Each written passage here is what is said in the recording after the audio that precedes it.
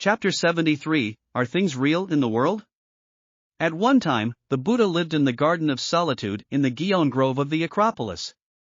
One day, when the Jnanasoni Brahmin came to the Buddha's residence, he and the Buddha greeted each other, and then sat down on the side, and the Jnanasoni Brahmin said to the Buddha, Gautama, I have a question for you now, can you answer me? The Buddha said, Brahmin, if you have any questions, please say. Jnanasoni Brahmin said, Gautama, is everything in the world real? The Buddha said, Brahmins, if you think this is an extreme view, not the correct view.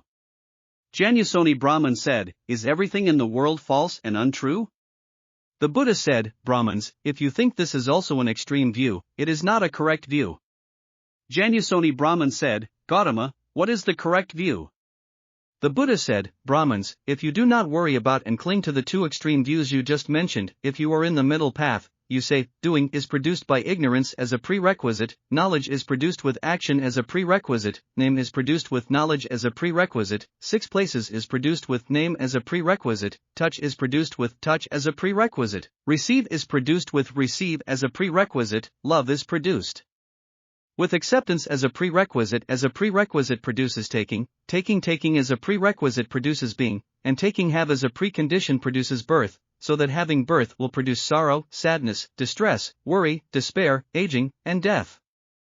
This is the process by which the sufferings and troubles of people or beings in the world gather and appear, and people or beings in the world will continue to suffer and sink in the cycle of life and death according to the method of dependent origin.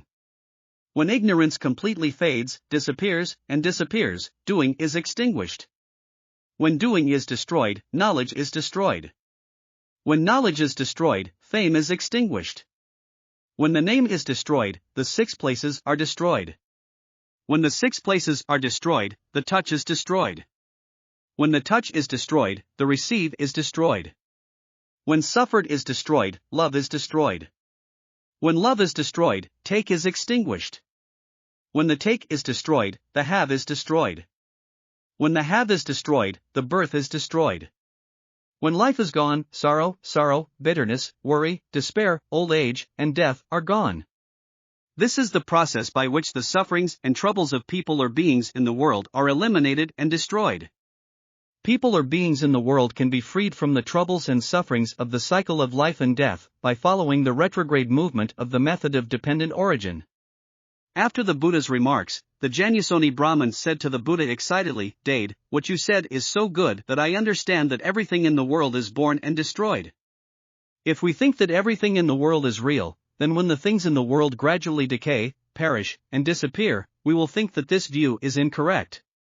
If you think that everything in the world is false and untrue, then when things in the world gradually form, appear, and exist, you will think that this view is incorrect. Everything in the world is changing all the time, and there is nothing eternal. Some things decay, perish, and disappear, while others form, appear, and exist. There is no end to life and death, and the formation, appearance, and existence of worldly things, and the decay, extinction, and disappearance of worldly things will only occur under certain preconditions. That is to say, all things in the world, whether they are formed, appeared, existed, or decayed, destroyed, or disappeared, must meet certain preconditions to occur. Things in the world must meet certain conditions before they can change later, so they are said to be born and destroyed. The things of the world are neither real nor false or unreal, and things in the world will form, appear, and exist if certain preconditions are met. If certain prerequisites are met, things in the world will decay, perish, and disappear.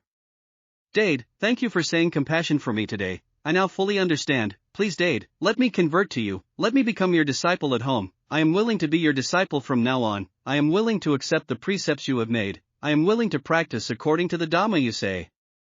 Buddha accepted the refuge of Jnanasoni Brahmins. Jnanasoni Brahmin respectfully bowed to the Buddha, admired the immeasurable merits of the Buddha's teachings, and practiced according to the Buddha's teachings.